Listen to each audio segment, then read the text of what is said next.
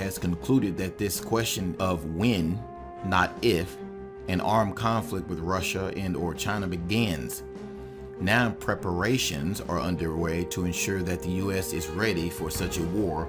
On Tuesday, there were 3 congressional hearings which showed how far advanced these preparations are. The Senate Armed Services Committee had a hearing on cyber warfare. A subcommittee of the House Armed Services Committee discussed the U.S. aircraft carrier fleet, and another talked about the modernization of the U.S. nuclear weapons. There were no discussions of the implications of World War III, only plans for how the U.S. could prevail. As such, the ideal of World War III is being normalized in the minds of the policy planners.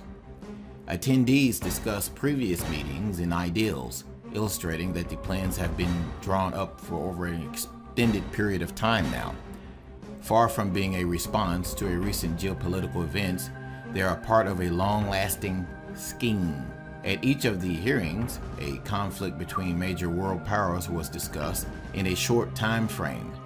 War is predicted to occur in a matter of years rather than decades, and it will be with other nation states rather than a terrorist group. The hearings were devoted to working out which techniques, assets, and human resources the U.S. needs to win such a war, and the acceptance of a conflict was evident among Democrats as well as Republicans.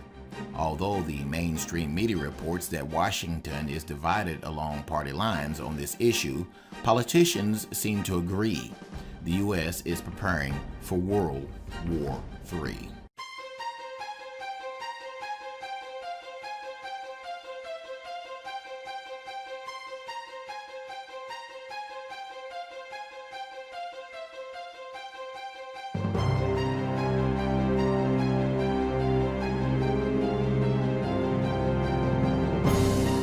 Some very mysterious maneuvers over the Pacific are forcing a change in LAX landings late at night.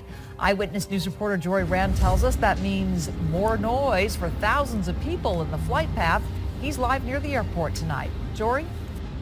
That's right, Michelle. Something is going on out there over the Pacific Ocean. What it is, the military isn't saying. What we do know is that whatever is going on is causing planes which normally avoid flying over the flight path after midnight to ease up on some of that noise for folks. Well, they're going to keep doing that, and it's going to happen all night long. You may not know it because you're asleep by then, but every night after midnight, a change takes place at LAX. Instead of landing from the east over Inglewood, planes begin flying in from the west over the ocean to keep noise levels down. But due to secret military operations, the airspace out over the Pacific is closed to incoming flights for the next week. That means residents in the flight path will hear this all night long. So I can imagine for the next week, they're going to fly over 24 hours? No, that's going to be crazy.